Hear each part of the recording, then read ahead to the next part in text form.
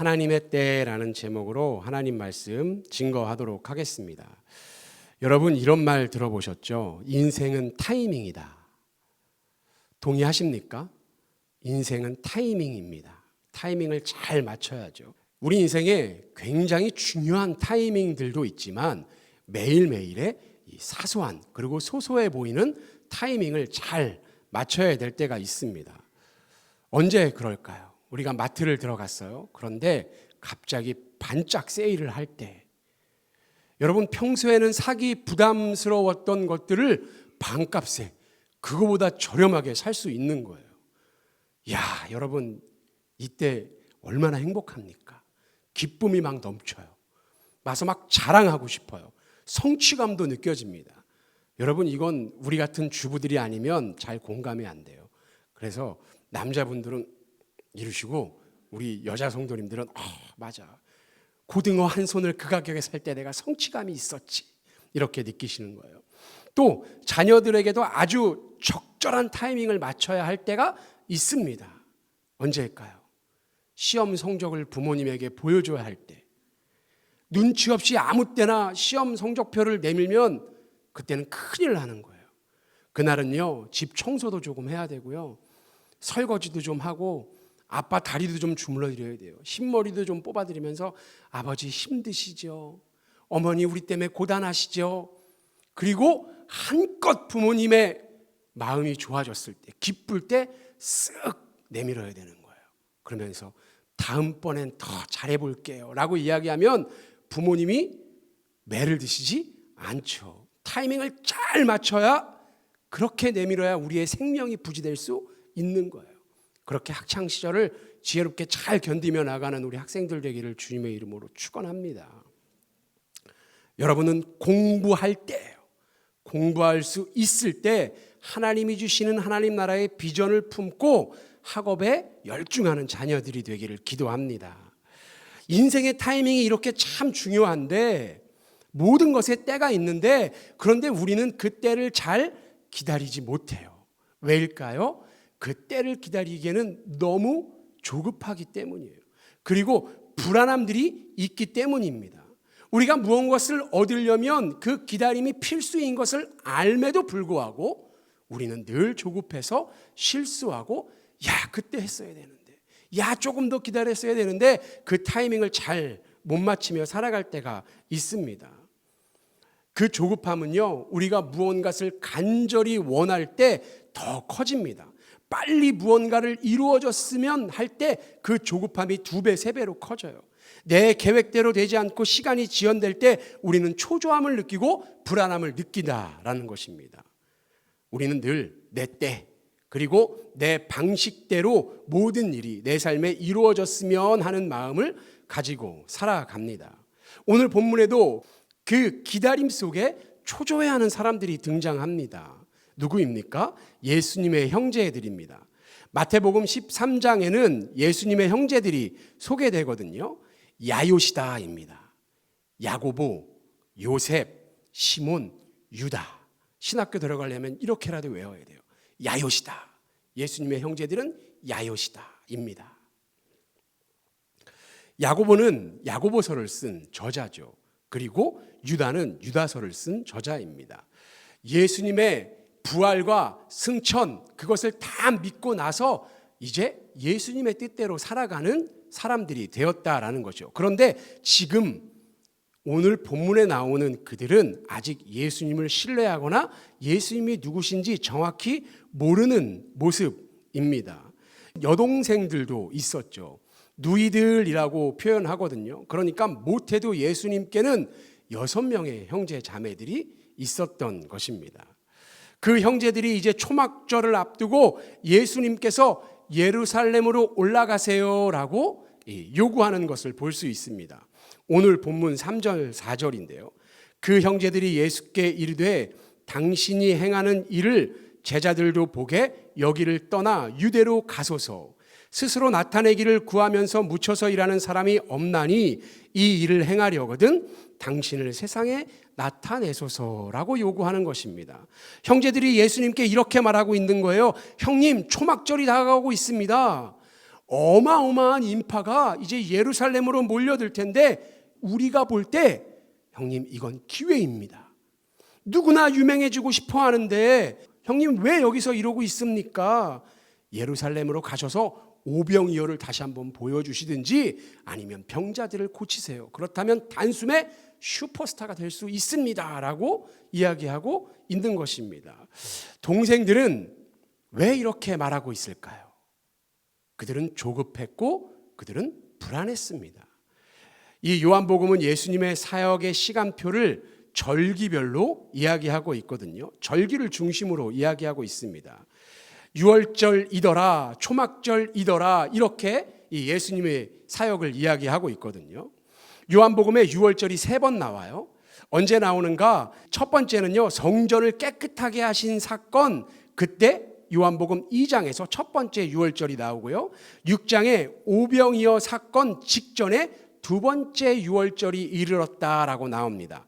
그리고 마지막 유월절은 우리가 잘 알듯이 예수님이 십자가를 지시는 그 사건의 때입니다. 그러니까 오늘 본문은 요한복음이 21장까지 있지만 고작 7장임에도 불구하고 지금 예수님의 사역이 6개월밖에 남지 않은 시점이라는 거예요. 이것을 감안하고 여러분 1절을 다시 한번 읽어보겠습니다. 우리 1절을 같이 한번 읽어볼까요? 시작. 다니려 아니하심은 유대인들이 죽이려 함이로라. 앞서 5장에서 예수님은 안식일에 병자를 고치셨죠. 그리고 내가 하나님의 아들이다, 하나님의 뜻대로 행한다라고 선포하셨어요. 그 이후로 이제 유대 종교자들은 예수님을 그냥 어떤 이단인가 보다, 그리고 선동가인가 보다 여기를 넘어서서 신성모독을 해서 그 죄목을 덮어씌워서 반드시 죽여야 할 대상이라고 생각하고 예수님의 목숨을 늘 누리면서 살아갔습니다. 여러분, 십자가 사건이 얼마 남지 않았다는 것을 감안하면 이 본문이 훨씬 더 긴장감 있게 느껴지는 거예요. 예수님을 죽이려고 늘 그 죽음이 예수님 근처에서 도사리고 있는 순간입니다. 그런데 이런 상황에 예수님의 형제들은 오히려 예루살렘으로 올라가세요. 그들이 있는 곳에 올라가서 슈퍼스타가 되세요라고 요구하고 있습니다. 왜 이럴까? 6장을 다시 한번 보니까 예수님을 보고 많은 무리가 예수님을 환호합니다. 예수님의 기적을 보고 많은 무리가 몰려든 거예요. 계속해서 따라다닙니다. 예수님께서 도망가시면 어떻게든 찾아내서 그 안에서 또 기적을 보여주세요 하며 예수님을 쫓는 사람들이 많다라는 거예요. 그런데 예수님께서 이해할 수 없는 말씀을 하시죠. 내 살을 먹고 내 피를 마셔라 라는 거예요. 여러분, 이 말씀은요 당시 유대인들에게는 충격 그 이상입니다. 신성모독이에요. 왜요? 구약의 율법에 핏째 마시지 말라, 그 핏째 마신 자는 반드시 죽으리라 말씀하시거든요. 그런데 예수님께서 내가 생명의 빵이다, 내 살을 먹고 내 피를 마셔라 라고 이 말씀하셨다는 거예요. 그래서 제자들이 뭐라고 말합니까? 야, 어렵다, 예수님의 말씀은 도저히 이해할 수가 없다라고 말합니다. 그뿐입니까? 예수님께서 하나님이 나에게 주신 자 외에는 내게 올 수 없다라고 말씀하세요. 그랬더니 뭐라고 그래요? 수많은 제자들이 66절, 그때부터 그의 제자 중에서 많은 사람이 떠나가고 다시 그와 함께 다니지 아니하더라. 예수님께서 자신이 진짜 누구인지를 드러내시자, 복음이심을 말씀하시자 자칭 제자가 되자고 했던, 그래서 따랐던 사람까지도 모두 다 떠난 그 상황이더라는 거예요. 그리고 주님이 12 제자들에게 물으시죠. 너희도 가려느냐? 여러분, 예수님의 쓸쓸함이 느껴지는 것 같아요. 그리고 7장으로 넘어오는 거예요. 예수님이 보이신 기적을 그 일으키실 때 제자들도 흥분했지만 무리들도 흥분했지만 누가 가장 흥분했을까? 저는 형제들이었을 것 같아요. 이런 겁니다. 우리 형이야, 이런 거예요. 우리 둘째, 셋째가 말레이시아에서 와서 이 초등학교를 송우초로 갔거든요. 이제 6학년이에요. 그러니까 한 6개월밖에 안 남았어요. 6개월밖에 안 남으면 졸업하니까 그 학교에 무슨 애착이 있겠습니까? 그런데 처음 학교를 간 날 저한테 와서 달려와서 그러더라고요. 엄청 자부심이 가득한 얼굴로 해서 아빠, 임영웅이 우리 학교 선배야 이러더라고요. 임영웅이 우리 학교 선배인 게 자랑스러운 거예요. 그걸 아빠한테 자랑하고 싶은 거예요. 그래서 막 달려와서 그렇게 이야기하더라고요. 여러분, 아니 임영웅이 포천 사람인 게 저도 자랑스러워요. 임영웅이. 그래서 다른 사람들에게 말해요. 친구들이 맨날 그랬거든요. 학교 다닐 때, 야, 손흥민 춘천 사람이잖아. 나 춘천이야. 그렇게 부러웠어요. 그런데 나도 이제 이야기할 수 있는 거예요. 야, 임영웅이야. 그렇죠. 우리 어르신들의 슈퍼스타 임영웅이 포천 지역 사람이에요. 그 사람도 우리가 자랑스럽게 이야기하고 다니는데, 아니 기적의 주인공인 예수님이 친형이면 여러분 얼마나 그 기대가 컸겠어요. 그들은 상상했을 거예요. 예수님 옆에서 예수님이 메시아 혁명의 지도자가 되었을 때 그 가족으로서 누릴 그 명예들을 상상하면서 가슴이 벅찼을 겁니다. 한순간에 내 신분이 상승해서 모든 것을 누리며 사는 그 모습, 예수님으로 인해 잘 되는 모습. 그런데 지금 예수님의 모습을 보니까 어때요? 돈 벌겠다고 서울 가서 다 망해서 고향에 내려와서 찌그러져 있는 그런 모습처럼 보이더라는 거예요. 한심한 모습처럼 보였던 거예요. 그런데 그때 내가 생각할 때 가장 좋은 타이밍, 예수님께서 다시 재기하실 수 있는 가장 좋은 타이밍이 눈앞에 딱 왔다는 거예요. 그때가 언제입니까? 초막절이래요. 초막절. 초막절은 유대의 3대 절기죠. 유월절, 오순절, 그리고 초막절입니다. 그 중에 초막절은 여러분 축제예요. 초막절의 원래 의미는 예수님 하나님께서 출애굽시키신 이후에 40년 동안 광야에서 먹이고 입히신 것을 기념하는 절기입니다. 그런데 그 의미 하나가 있고요. 또 하나는 요단강을 건너서 가나안에서 하나님이 주신 그 땅에서 첫 소출을 거둬서 기쁨으로 하나님한테 드리는 모든 것은 하나님이 주셨습니다라는 것을 기억하는 절기예요. 그때는 올리브가 나고요, 포도가 수확되는 절기입니다. 그래서 예루살렘의 온 예루살렘 사람들이 율법에 그렇게 말씀하잖아요. 이 3대 절기에는 예루살렘으로 올라와서 예배하라, 이게 율법이거든요. 그러니까 예루살렘 성전 중심에서 일주일간 초막을 짓고 축제처럼 하나님의 은혜, 하나님의 구원하심을 잊지 않겠습니다라고 고백하면서 축제처럼 즐기는 의미입니다. 그래서 여러분 수장절이라고도 불리잖아요. 하나님의 우리에게 주신 것을 거두어서 저장한다는 의미로 수장절이라고도 불립니다. 그러니까 그들이 보기에 지금보다 더 좋은 타이밍은 없어요. 사람들이 모두 다 기뻐하는, 모든 이스라엘 사람들이 모인 그곳에서 주여 왕이 되옵소서. 누구하고 똑같은 모습입니까? 무리하고 똑같은 모습입니다. 가장 정확한 타이밍입니다. 이때를 놓치면 안 됩니다. 그러면서 예수님의 등을 마구마구 밀고 있다라는 거예요. 4절에 이렇게 말하죠. 스스로 나타나기를 구하면서라고 말합니다. 여러분, 이 말씀은요, 알려지기를 원하면서라는 거예요. 오병이어 사건을 일으키실 때 2만 명, 적어도 15,000명이 모였잖아요. 그렇게 그 앞에서 기적을 행할 만큼 다른 사람 앞에 나서기 좋아하고 유명해지고 싶은 형이잖아 라고 오해하고 있었다라는 것입니다. 예수님께서 3년 가까운 시간 동안 공생애를 사시면서 복음을 전하셨는데 가장 가까운 형제들조차도 기적을 보고 예수님을 왕으로 삼으려고 생각했던 무리와 별반 다르지 않은 모습이었다라는 거예요. 그리고 5절에 요한은 이들의 행동의 근본적인 원인을 콕 집어서 말합니다. 그것은 믿음이 없음이라는 거죠. 5절에 말하죠. 이는 그 형제들까지도 예수를 믿지 아니함이로라. 형제들까지도. 여기서 또 한번 예수님의 그 쓸쓸한 외로움이 느껴지십니까? 여러분, 그런데 여기에 우리의 신앙에 중요한 포인트가 있어요. 요한복음에서 믿음은요, 아는 것을 말하거든요.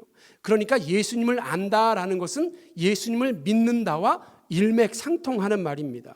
요한복음 8장 19절에 너희가 나를 알았더라면 내 아버지도 알았으리라 라고 말씀하잖아요. 예수님을 안다는 것은 예수님의 하나님의 아들이시고 세상의 구세주로 오셨다는 것을 확실히 믿는 것을 말합니다. 그러니까 요한복음 7장 5절의 말씀은 단순히 가족 이야기로 끝나는 구절이 아니라 우리의 신앙의 거울로 삼을 수 있는 말씀이라는 거예요. 예수님의 형제들이 예수님과 같은 집에서 나고 자랐습니다. 그뿐입니까? 예수님의 말투와 습관 그리고 성품을 누구보다 잘 아는 사람들이에요. 그럼에도 예수님을 믿지 않았다는 거죠. 예수님의 공생의 이전부터 어린 시절부터 내 눈으로 보았어요. 귀로 들었어요. 함께 밥을 먹은 그 날수가 며칠입니까? 그런데도 예수님을 모릅니다. 여러분, 이게 무슨 의미입니까?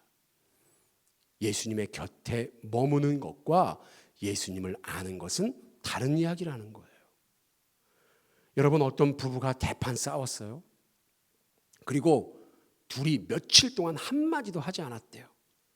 그런데 어느 날, 다음 날 남편이 중요한 약속이 있는 거예요. 그래서 6시에 꼭 일어나야 돼요. 그래서 아내에게 말하기는 싫고 포스트잇에 썼대요. 아침 6시에 꼭 깨워줘라고 포스트잇에 딱 붙여서 식탁에 딱 붙여놨답니다. 다음 날 일어났어요. 10시가 넘은 거예요. 너무 화가 나고 허겁지겁 옷을 입고 막 나가는데 테이블에 메모지 한 장이 딱 붙어 있더래요. 6시야 일어나라고요.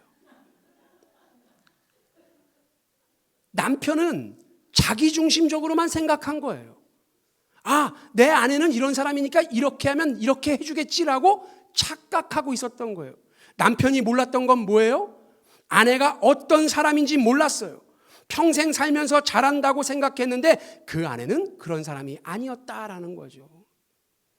오늘날 교회 안에도 여러분 이런 일들이 일어납니다. 오랜 시간 교회를 다니고 예수님을 믿는다고 말하는데 정작 예수님은 몰라요.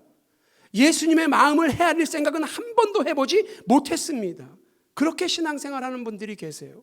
예배에 익숙합니다. 찬송가에 있는 곡들을 줄줄 외울 정도로 오랜 시간 예수님을 믿었음에도 불구하고, 머물렀음에도 불구하고 예수님의 형제들이 예수님을 오해했듯이 우리의 신앙도 내 때, 내 타이밍, 세속적인 기대 안에서만 살아갈 때가 있습니다.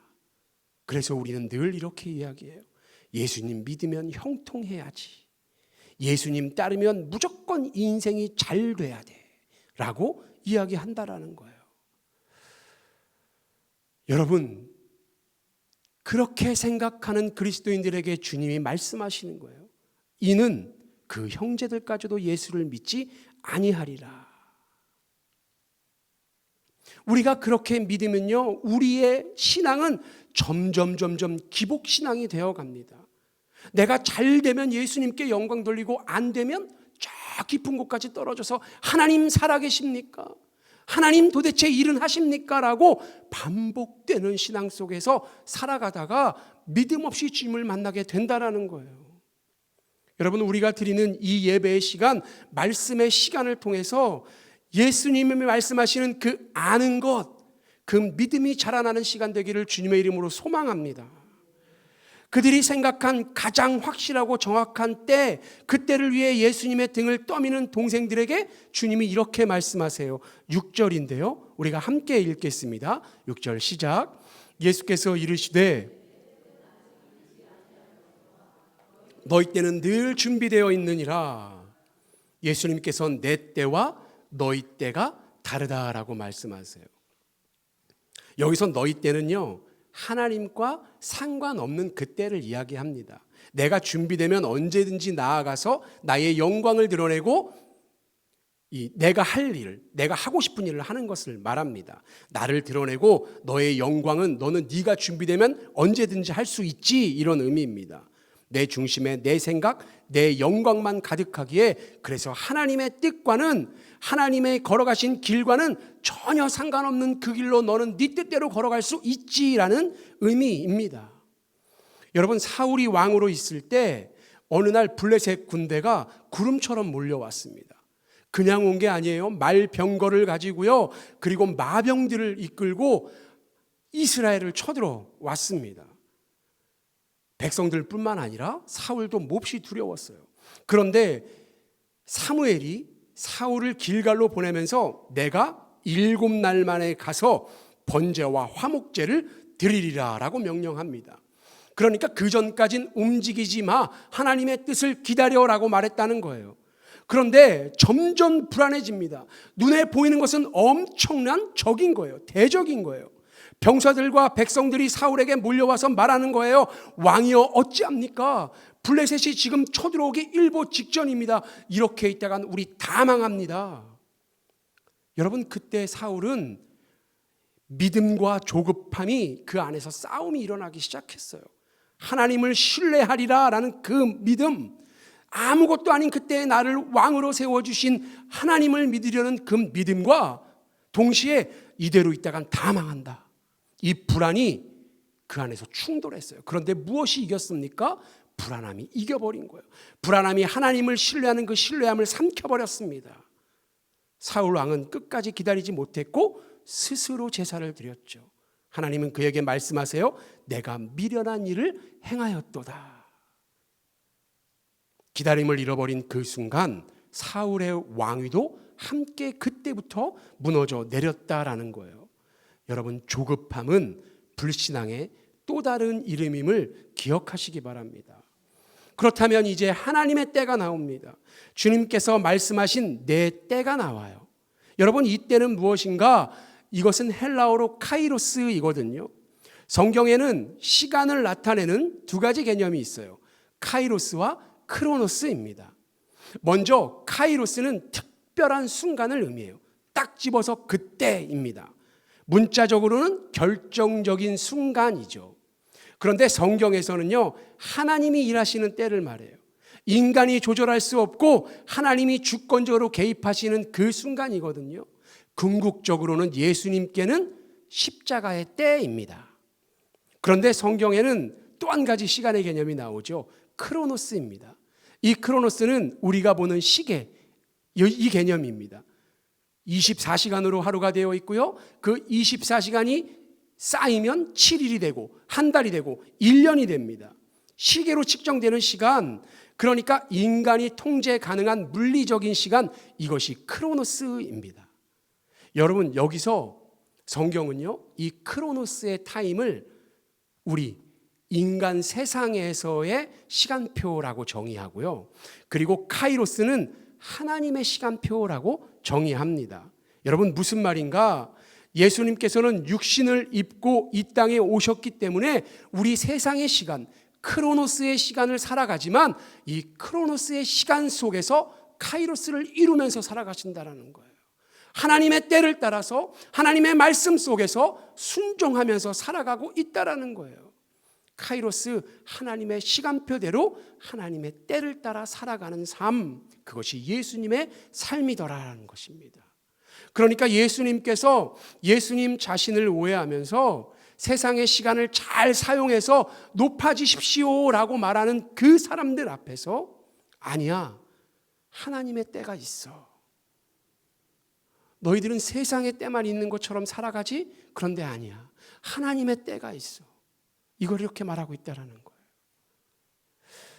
주님이 말씀하시는 내 때는 좀 전에 말씀드렸듯이 십자가 사건입니다. 주님은 계속해서 그 목표를 향해서 달려나가시거든요. 예수님께서 예루살렘에 나중에 이제 입성하시잖아요. 그때 인자가 영광을 얻을 때가 왔도다라고 말씀하세요. 13장에는요, 예수께서 자기가 세상을 떠나 아버지께로 돌아가실 때가 이른 줄 아시고, 그리고 요한복음 17장 아버지여 때가 이르렀사오니 아들을 영화롭게 하옵소서라고 선포하십니다. 그러니까 지금 형제들에게 내 때가 아니라는 것은 하나님의 시간표에서 벗어나지 않으시겠다라는 확증입니다. 예수님뿐만이 아니죠. 예수님께서 나를 위해 죽으시고 나의 모든 죄를 대속하시고 부활하신 예수님께서 다시 오신다는 그 소망을 우리에게 주셨습니다. 그것을 믿고 살아가는 모든 사람이 이 세상에서 살아가지만 이 세상의 시간표가 아니라 하나님의 뜻을 바라보면서 살아가야 한다는 거예요. 사도행전 20장에 바울은 이렇게 고백합니다. 내가 달려갈 길과 주 예수께 받은 사명 곧 하나님의 은혜의 복음을 증언하는 일을 마치려 하면은 내 생명조차 조금도 귀한 것으로 여기지 아니하노라. 아멘. 이것이 세상의 시간표가 아니라 하나님의 시간표대로 살아가는 사람의 모습이더라는 거예요. 그렇기에 주님은 10절에 그 형제들이 명절에 올라간 후에 자기도 올라가시되 나타내지 않고 은밀히 가시더라라고 말하고 있는 거예요. 사람의 말이 아니라 하나님의 뜻대로 하나님이 원하시는 그때에 하나님의 마음을 따라 하나님의 시간표대로 움직이고 행하신 그 삶이 주님의 삶입니다. 예수님이 능력이 없어서 가지 않으신 게 아니라는 거예요. 주님은 왜 모든 능력이 있음에도 불구하고 하나님이 원하시는 그 정확한 타이밍에 그렇게 몰래 가셨는가? 무엇 때문입니까? 사명 때문입니다.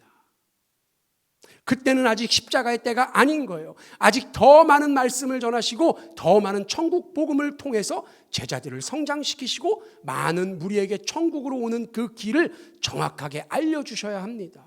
그래서 사람들의 손에 이끌려서 영광 받으시는 정치적 메시아가 아니라 죽음의 길, 그것을 은밀히 걸어가셨다라는 거예요.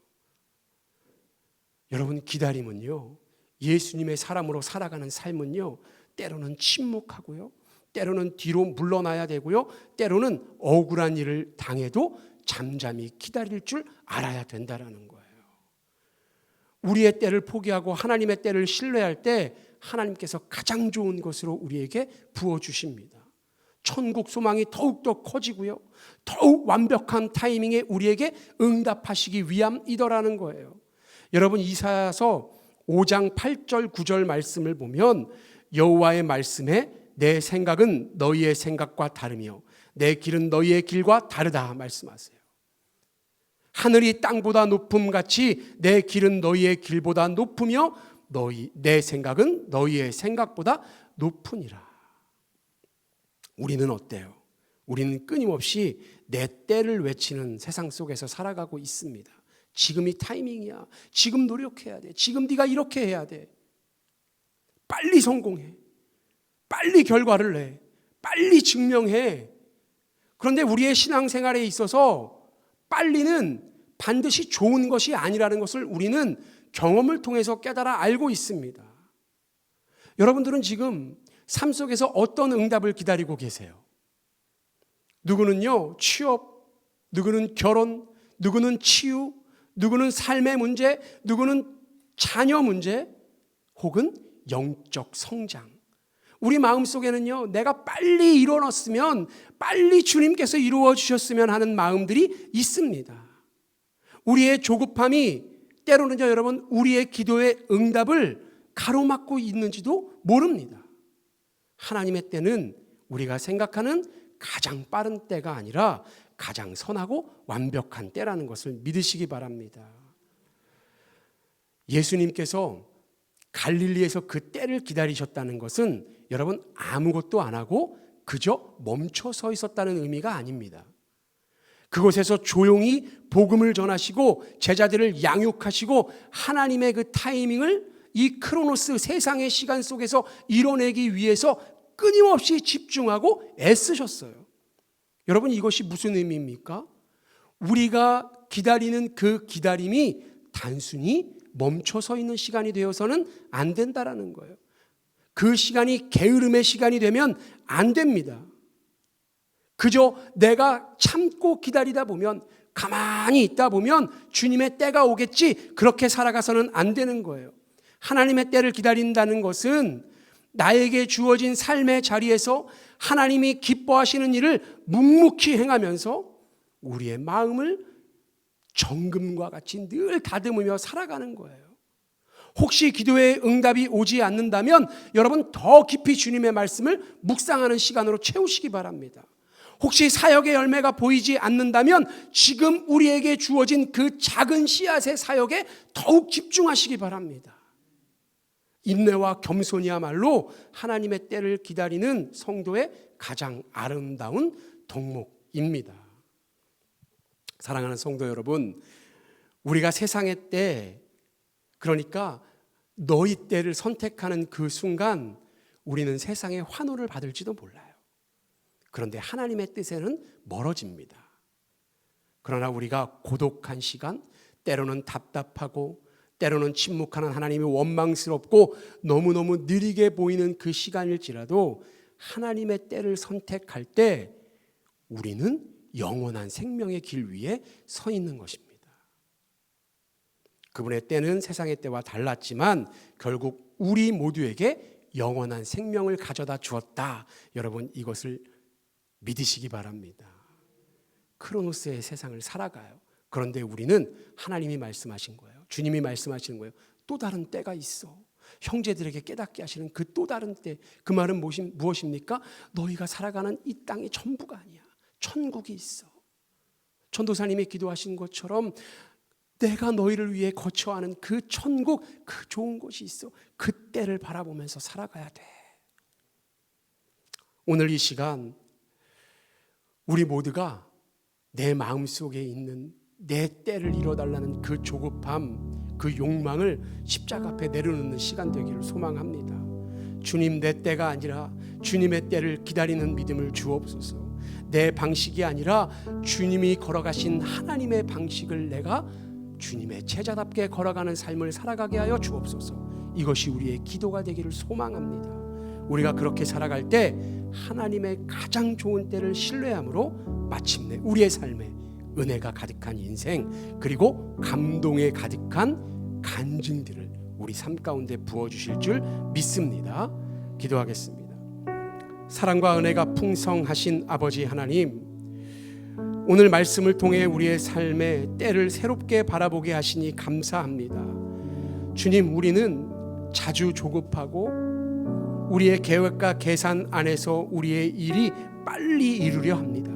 하지만 오늘 주님께서 보여주신 것처럼 내 때가 아니라 아버지의 때를 기다리는 믿음을 배우게 하여 주옵소서.